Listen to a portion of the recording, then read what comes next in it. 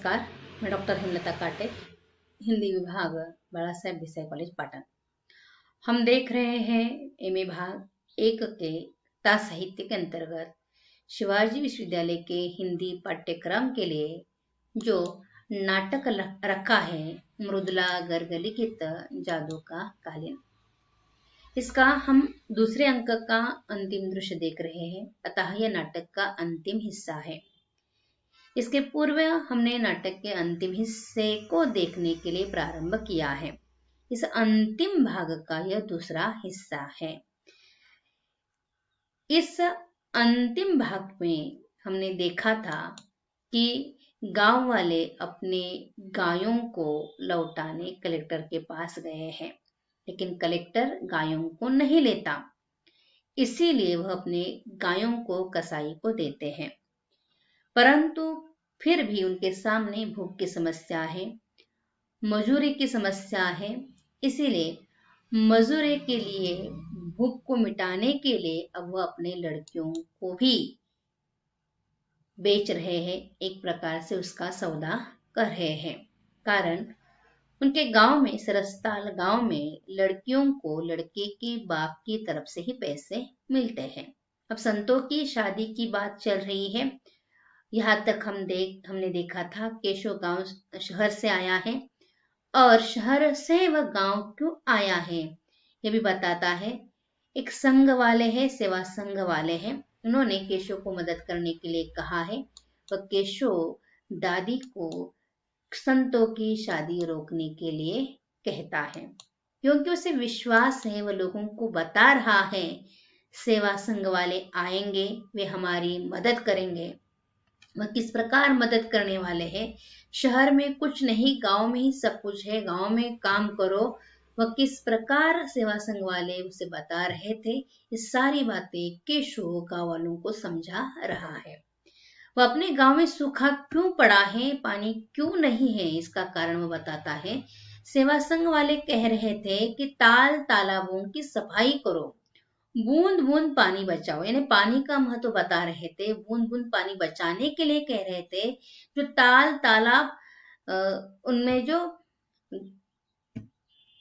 जमा हुआ है कचरा, उस कचरे को साफ करने के लिए कह रहे थे। सारी बातें वह लोगों को समझा रहा है। केशव की बात दादी के समझ में आ रही है।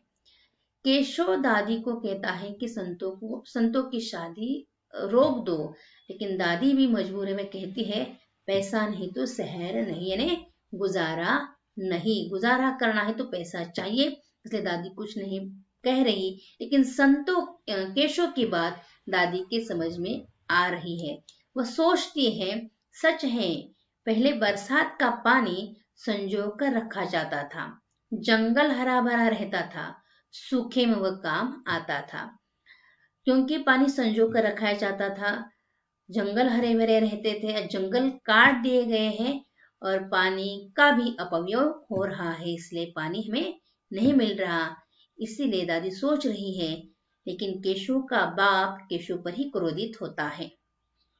वह केशव उसे समझाने का प्रयास करता है कि सब कुछ ठीक हो जाएगा, क्योंकि सेवा संघ हमारी मदद करने वाले हैं, संतों की शादी नहीं करनी चाहिए, यही बात वो बार बार बता रहा है। लेकिन केशव का बाप केशव की एक भी बात नहीं सुन रहा, इसीलिए केशव उन्हें समझाने का प्रयास कर रहा है। दादी भी समझ गई है, रमई भी इस पर सोच रहा है, परंतु केशव का बाप लड़कियों की बोली लगा रहा है। 750, 750 केशव दादी को उन्हें रोकने के लिए कहता है, परंतु उनका ध्यान उसकी तरफ है ही नहीं। केशव की माँ भी थोड़ी नाराज है, केशव माई भी नाराज है, तीसरा गांव वाला भी नाराज है। उन्हें विश्वास नहीं कोई आएगा और उनकी समस्या को दूर करेगा। तब केशव की माँ ही कहती है, अगर हमें हमारी समस्या दूर करनी है तो अपने खातिर जो करना है हमें ही करना है। यही इस नाटक के समस्या का हल है। यही इस नाटक का महत्वपूर्ण शीर्षक या महत्वपूर्ण बात है। जादू का कालीन या जादू की कालीन कोई नहीं होती, कोई जादू नहीं होती। अगर हमें अपनी समस्या दूर करनी है, समस्या से छुटकारा पाना है, तो स्वयं को ही कुछ करना पड़ता है। जब हम स्वयं कुछ करेंगे तो निश्चित रूप से हमारी समस्याएं दूर होती है। यही बताने का प्रयास इस नाटक में किया है। इसीलिए दादी भी कहती है, तो करो, लड़ो अपने हक के वास्ते। यानी कोई जादू की कालीन नहीं मिलती, कोई जादू भी नहीं होती। हमारे जीवन में जितनी भी समस्याएं आती है, उन समस्याओं को हमें दूर करना है तो स्वयं हमें ही प्रयास करना पड़ता है, हमें ही लड़ना पड़ता है, तभी जाकर हमारे जीवन की समस्याएं दूर होती है। यही इस नाटक के माध्यम से बताने का प्रयास लेखिका ने किया है। इसीलिए लड़कियों को बेचकर कुछ नहीं होगा, लड़कियों को कुछ मत बेचो, ऐसा दादी कहती है। करो, लड़ो, अपने हक के वास्ते लड़ो। यह बात लाखन के समझ में आती है, क्योंकि लाखन प्रारंभ से इस बात के लिए विरोध कर रहा है। जादू की कालीन या जादू का कालीन, जब यह कथा केशव बताता था तो केशव पर वह व्यंग करता था, संतों को बताता ऐसी कोई जादू की कालीन नहीं होती, हमें ही कुछ करना है, जब हम कुछ करेंगे तभी हमारी समस्याएं दूर होगी, ये बताने का प्रयास लाखन बार बार करता था। लेकिन लाखन की बात किसी को समझ में नहीं आई थी। अब जब केशव बता रहा है, सेवा संघ वाली मदद करेंगे बता रहा है, तब लाखन लड़ने के लिए तैयार होता है। वह कलेक्टर के पास मजूरी मांगने के लिए निकल पड़ता है। दादी रमई को, टेपू को आदम सिंह यानी केशव के बाप को जाने के लिए कहती है, लेकिन यह सारे लड़कियों का सौदा करने में व्यस्त हैं। इसीलिए रमई भी दादी पर क्रोधित होता है। तब दादी ही स्वयं लाखन के साथ जाने के लिए तैयार होती है और लाखन के साथ वह निकल पड़ती है। परंतु इतने में दोनों लड़कियों की शादी केशव का बाप रमई तीसरा गांव वाला तय करता है। वह शादी तय होती है 800 रुपए में, ध्यान रखिए 800 रुपए में शादी तय होती है। और बुध का मुहूर्त निकाल कर पैसे रमई और तीसरे गांव वाले के हाथ में रखकर लड़के का बाप निकल पड़ता है। इस प्रकार दोनों लड़कियों की शादी तय होती है। केशव दादी शादी रोकने का प्रयास करते हैं, लेकिन शादी नहीं रुकती, उनकी शादी तय होती है। अब शादी होगी या नहीं होगी, यह अंतिम हिस्से में प्रस्तुत किया है। अतः इस नाटक के अंतिम हिस्से में या अंतिम दृश्य में दोनों लड़कियों की शादी हो रही है। शादी के गीत गांव की औरतें गा रही हैं, परंतु संतों को विश्वास है कुछ नहीं होगा, कारण जादू की कालीन पर बैठकर हम उड़नछू हो जाएंगे। ये जादू की कालीन क्या है?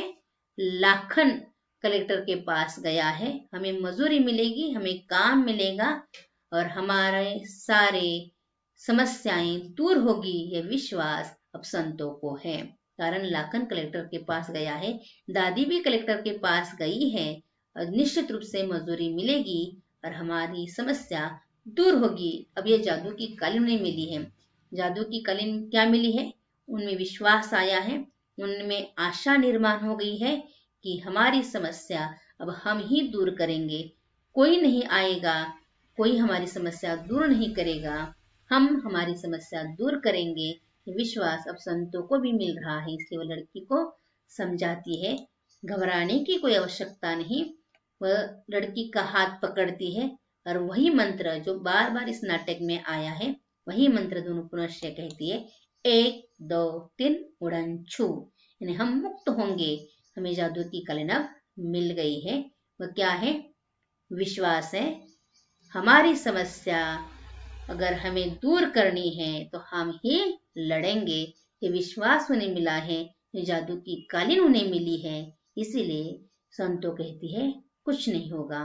इस प्रकार इस नाटक के माध्यम से लेखिका ने यह बताने का प्रयास किया है कि हमें स्वयं अपनी समस्या का हल निकालना है और मुक्ति का रास्ता ढूंढना है।